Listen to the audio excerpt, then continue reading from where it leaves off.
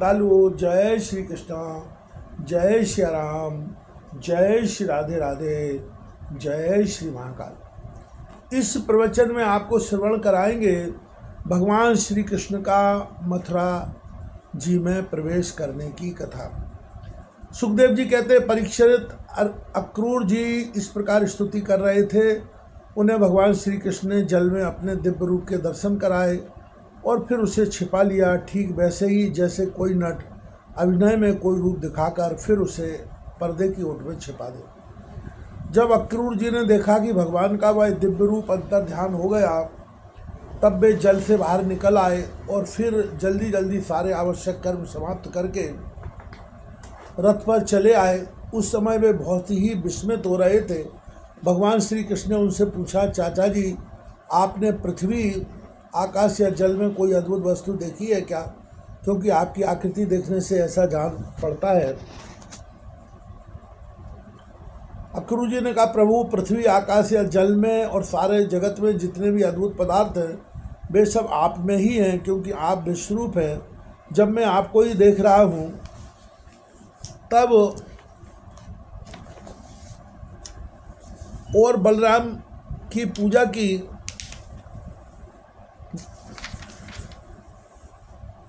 ऐसी कौन सी अद्भुत वस्तु रह जाती है जो मैंने न देखी हो? भगवान, जितनी भी अद्भुत वस्तुएं हैं, पृथ्वी हो या जल अथवा आकाश, सब की सब जिनमें हैं, उन्हीं आपको मैं देख रहा हूँ। फिर भला मैंने यहाँ अद्भुत वस्तु कौन सी देखी है? गांधनी नंदन अक्रूर जी ने यह कहकर सब हाँक दिया और भगवान श्री कृष्ण तथा बलराम जी को लेकर दिन ढलते ढलते हुए मथुरापुरी जा पहुँचे। परीक्षित मार्ग में स्थान स्थान पर गांव के लोग मिलने के लिए आते और भगवान श्री कृष्ण तथा बलराम जी को देखकर आनंदमग्न हो जाते। वे एकटक उनकी ओर देखने लगते, उनकी दृष्टि हटा ना पाते। नंद बाबा आदि ब्रजवासी तो पहले से ही वहां पहुंच गए थे और मथुरापुरी के बाहरी उपवन में रुककर उनकी प्रतीक्षा कर रहे थे।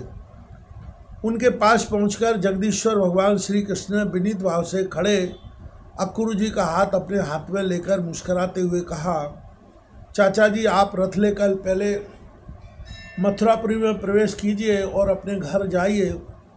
हम लोग पहले यहाँ उतरकर फिर नगर देखने के लिए आएंगे। अक्रूर जी ने कहा, प्रभु, आप दोनों के बिना मैं मथुरा नहीं जा सकता। स्वामी, मैं आपका भक्त हूँ, भक्तवत्सल प्रभु, आप मुझे मत छोड़िए। भगवान, आइए चलें, मेरे परम हितैषी सच्चे स्वर्ग भगवान, आप बलराम जी, ग्वाल बालों तथा नंद राय जी आदि आत्मियों के साथ चलकर हमारा घर सनाथ कीजिए। हम ग्रस्त हैं, आप अपने चरणों की धूल से हमारा घर पवित्र कीजिए।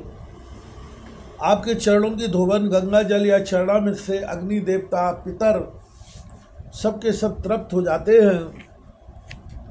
प्रभु, आपके युगल चरणों को पखार कर महात्मा बलि ने वह यश प्राप्त किया जिसका गान संत पुरुष करते हैं।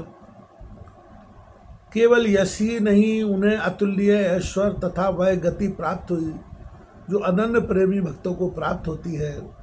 आपके चरणों तक गंगा जी ने तीनों लोक पवित्र कर दिए। सचमुच वे मूर्तिमान पवित्रता है। उन्हीं के स्पर्श से सगर के पुत्रों को सदगति प्राप्त हुई और उसी जल को स्वयं भगवान शंकर ने अपने सिर पर धारण किया। यदुवंश शिरोमणि, आप देवताओं के भी आराध्य देव हैं, जगत के स्वामी हैं। आपके गुणों लीलाओं का श्रवण तथा कीर्तन बड़ा ही मंगलकारी है। उत्तम पुरुष आपके गुणों का कीर्तन करते रहते हैं। नारायण, मैं आपको नमस्कार करता हूँ।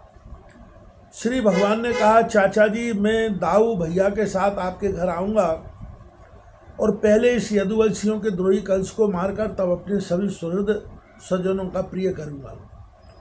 श्री सुखदेव जी कहते हैं, परीक्षित भगवान के इस प्रकार कहने पर अक्रूर जी कुछ अनमने से हो गए। उन्होंने पुरी में प्रवेश करके कंस से श्री कृष्ण बलराम के ले आने का समाचार निवेदन किया और फिर अपने घर गए।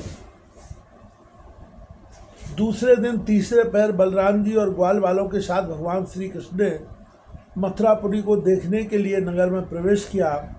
भगवान ने देखा कि नगर के परकोटे में स्फटिक मणि, बिल्लोर के बहुत ऊंचे ऊंचे गोप और प्रधान दरवाजे तथा घरों में भी बड़े बड़े फाटक बने हुए हैं। उनमें सोने के बड़े बड़े किवाड़ लगे हैं और सोने के ही तोरण बाहरी दरवाजे बने हुए हैं। नगर के चारों ओर तांबे और पीतल की चार दीवार बनी हुई है। खाई के कारण और कहीं से उस नगर में प्रवेश करना बहुत कठिन है। स्थान स्थान पर सुंदर सुंदर उद्यान, रमणीय उपवन, केवल स्त्रियों के उपयोग में आने वाले बगीचे शोभायमान हैं। सुवर्ण से सजे हुए चौराहे, धनियों के महल, उन्हीं के साथ के बगीचे, कारीगरों के बैठने के स्थान या प्रजा वर्ग के सभा भवन, टाउन हॉल, साधारण लोगों के निवास गृह नगर की शोभा बढ़ा रहे हैं। बैदूर, हीरे, स्फटिक, बिल्लोर, नीलम, मूंगे, मोती और पन्ने आदि से जड़े हुए छज्जे, चबूतरे, झरोके एवं फर्श आदि जगमगा रहे हैं। उन पर बैठे हुए कबूतर, मोर आदि पक्षी भांति भांति की बोली बोल रहे हैं।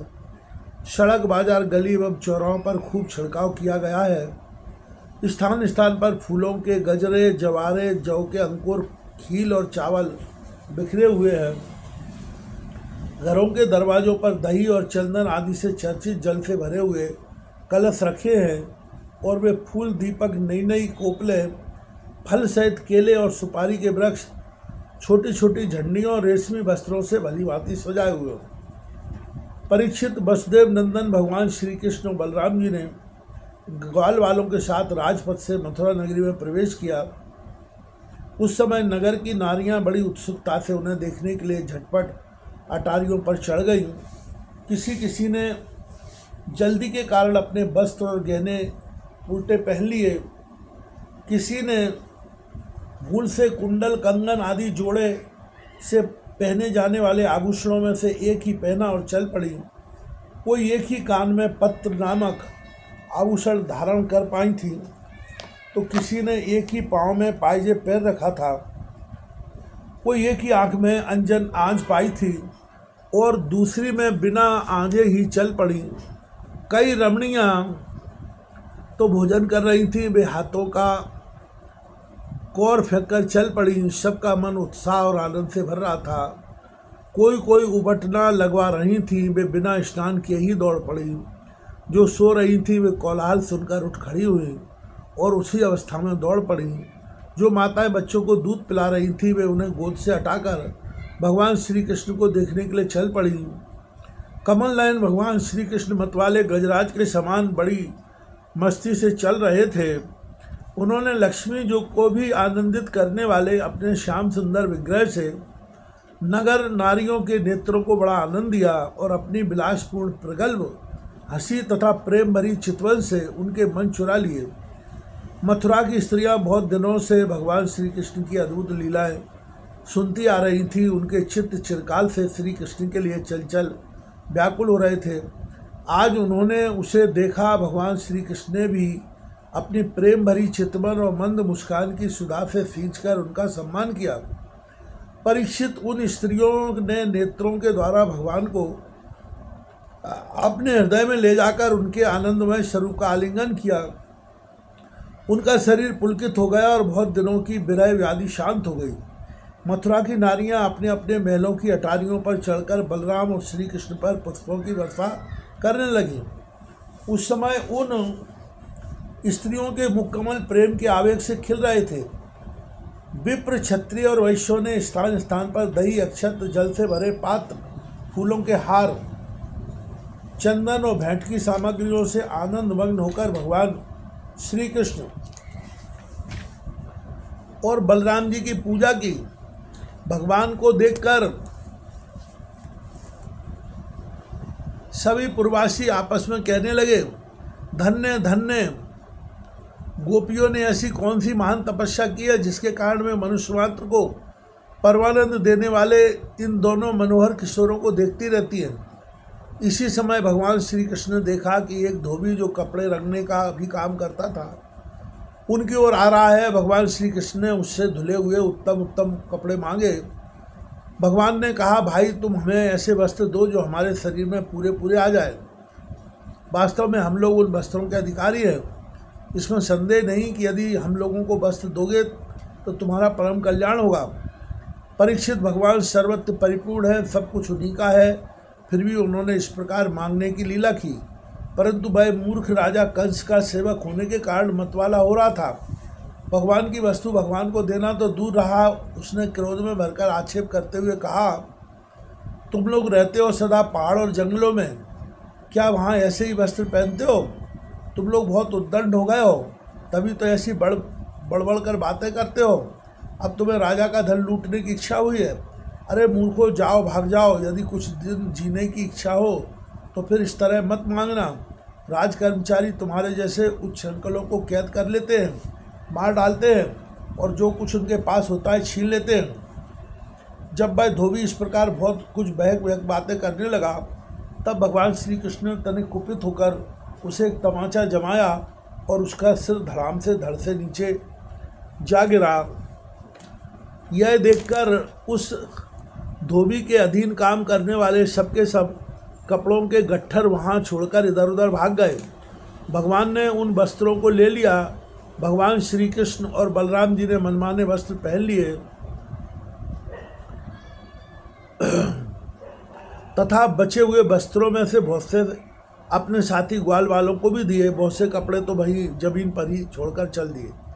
भगवान श्री कृष्ण और बलराम जब कुछ आगे बढ़े तब उन्हें एक दर्जी मिला। भगवान का अनुपम सौंदर्य देखकर उसे बड़ी प्रसन्नता हुई। उसने उन रंग बिरंगे सुंदर वस्त्रों को उनके शरीर पर ऐसे ढंग से सजा दिया कि वे सब ठीक ठीक थम गए। अनेक प्रकार के वस्त्रों से विभूषित होकर दोनों भाई और भी अधिक शोभायमान हुए। ऐसे जान पड़ते मानो उत्सव के समय श्वेत और श्याम गज सावक भली भांति सजा दिए गए हों। भगवान श्री कृष्ण उन दर्जी पर बहुत प्रसन्न हुए। उन्होंने उसे इस लोक में भरपूर धन संपत्ति, बल, ऐश्वर्य, अपनी स्मृति और दूर तक देखने सुनने आदि की इंद्रिय संबंधी शक्तियाँ दी और मृत्यु के बाद के लिए अपना सारूप मोक्ष भी दे दिया। इसके बाद भगवान श्री कृष्ण सुदामा माली के घर गए। दोनों भाइयों को देखते ही सुदामा उठ खड़ा हुआ और पृथ्वी पर सिर रखकर उन्हें प्रणाम किया। फिर उनको आसन पर बैठाकर उनके पांव पखारे, हाथ धुलाए और तदनंतर ग्वाल बालों के सहित सबकी फूलों के हार, पान, चंदन आदि सामग्रियों से विधिपूर्वक पूजा की। इसके पश्चात उसने प्रार्थना की, प्रभु आप दोनों के शुभागमन से हमारा जन्म सफल हो गया, हमारा कुल पवित्र हो गया। आज हम पितर, ऋषि और देवताओं के ऋण से मुक्त हो गए। वे हम पर परम संतुष्ट हैं। आप दोनों संपूर्ण जगत के परम कारण हैं। आप संसार के अभ्युदय, उन्नति और निःश्रेष मोक्ष के लिए ही इस पृथ्वी पर अपने ज्ञान बल आदि अंशों के साथ अवतीर्ण हुए हैं। यद्यपि आप प्रेम करने वालों के ही प्रेम करते हैं, भजन करने वालों को ही भजते हैं, फिर भी आपकी दृष्टि में विषमता नहीं है, क्योंकि आप सारे जगत के परम सुहृद और आत्मा हैं। आप समस्त प्राणियों और पदार्थों में समरूप से स्थित है। मैं आपका दास हूँ। आप दोनों मुझे आज्ञा दीजिए कि मैं आप लोगों की क्या सेवा करूँ। भगवान जीव पर आपका यह बहुत बड़ा अनुग्रह है, पूर्ण कृपा प्रसाद है कि आप उसे आज्ञा देकर किसी कार्य में नियुक्त करते हैं। राजेंद्र, सुदामा माली ने इस प्रकार प्रार्थना करने के बाद भगवान का अभिप्राय जानकर बड़े प्रेम और आनंद से भरकर अत्यंत सुंदर सुंदर तथा सुगंधित पुष्पों से गुथे हुए हार उन्हें पहनाए। जब ग्वालवाल और बलराम जी के साथ भगवान श्री कृष्ण सुंदर सुंदर मालाओं से अलंकृत हो चुके, तब उन वरदायक प्रभु ने प्रसन्न होकर विनीत और शरणागत सुदामा को श्रेष्ठ वर दिए। सुदामा माली ने उनसे यह वर मांगा कि प्रभु आप ही समस्त प्राणियों के आत्मा हैं, सर्वस्वरूप आपके चरणों में मेरी अविचल भक्ति हो, आपके भक्तों से मेरा सौहार्द मैत्री का संबंध हो और समस्त प्राणियों के प्रति अहेतुक दया का भाव बना रहे। भगवान श्री कृष्ण ने सुदामा को उसके मांगे हुए वर तो दिए ही, ऐसी लक्ष्मी भी दी जो वंश परंपरा के साथ साथ बढ़ती जाए, और साथ ही बल, आयु, कीर्ति तथा कांति का भी वरदान दिया। इसके बाद भगवान श्री कृष्ण बलराम जी के साथ वहाँ से विदा हुए।